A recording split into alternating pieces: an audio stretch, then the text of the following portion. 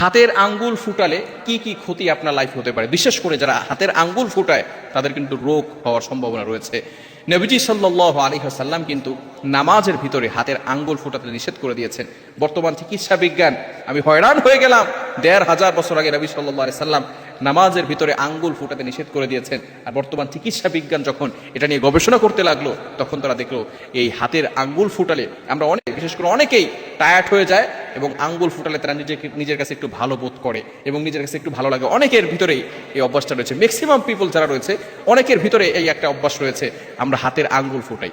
বিশেষ করে আমরা এই যে যারা আমরা হাতের আঙ্গুল ফুটাই, নামাজের ভিতরে হাতের আঙ্গুল ফুটালে কি সমস্যা হবে, নবীজি সাল্লাল্লাহু আলাইহি সাল্লাম নামাজের ভিতরে হাতের আঙ্গুল ফুটাতে নিষেধ করে দিয়েছেন। ইবনে আব্বাস রাদিয়াল্লাহু তাআলা আনহু তার গোলামকে নিষেধ করেছেন যে নবী সাল্লাল্লাহু আলাইহি সাল্লাম নামাজের ভিতরে হাতের আঙ্গুল ফুটাতে নিষেধ করে দিয়েছেন। বিশেষ করে নামাজের ভিতরে যদি কোনো ব্যক্তি হাতের আঙ্গুল ফুটায় তাহলে তার নামাজটা মাকরুহ হয়ে যাবে।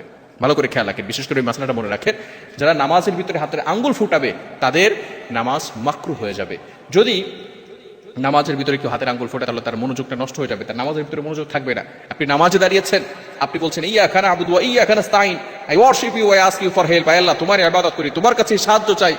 আল্লাহ আপনার সামনে দাঁড়িয়ে আছেন, আপনার কথা শুনছেন, আপনার কথার অ্যান্সার করছেন, আর আপনি তখনই মনোযোগ যদি নষ্ট হয়ে যাও, মনোযোগী হয়ে যান, তাহলে বিষয়টা কেমন দেখা যাবে। এই জন্য অবশ্যই নামাজের ভিতরে এটা করাই যাবে না। এখন নামাজের বাহিরে এটা করা যাবে কি না, এক্ষেত্রে কোনো হাদিস যদিও পাওয়া যায় নাই, তবে অবশ্যই রাসূলুল্লাহ সাল্লাল্লাহু আলাইহি সাল্লাম যেহেতু এটা বলেছেন এবং এটা স্বাস্থ্য ভালো হওয়ার কোনো আলামত রাখে না, এটা স্বাস্থ্য খারাপ হওয়ার আলামত রাখে, এই জন্য এটা থেকে আমাদেরকে দূরে সরে আসতে হবে। আমাদের অনেকের অভ্যাসে পরিণত হয়ে গিয়েছে হাতের আঙ্গুল ফোটানো। চিকিৎসা বিজ্ঞান বলছে বিশেষ করে অনেক মেশিন চালানোর ক্ষেত্রে যেই ভিতরের যে যন্ত্রপাতিগুলো আছে সেখানে তেল ব্যবহার করতে হয়।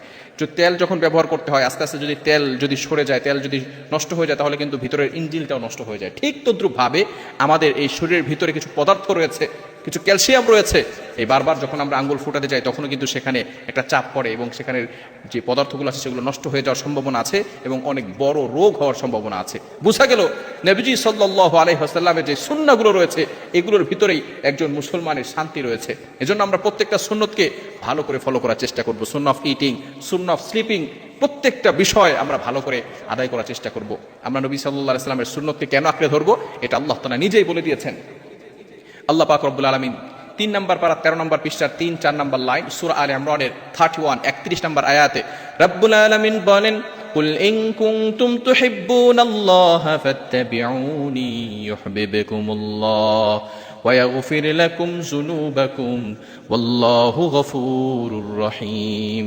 নবী হে, আপনি আপনার উম্মতদেরকে জানিয়ে দেন, তারা যদি আমি আল্লাহকে ভালোবাসতে চায়, আমি আল্লাহকে মহব্বত করতে চাই, তাহলে তারা যেন আপনি নবীকে অনুসরণ করে। আমার নবী ছিলেন এমন নবী যিনি প্রত্যেকটা বিষয় সুন্দর করে আমাদেরকে জানিয়ে দিয়েছেন।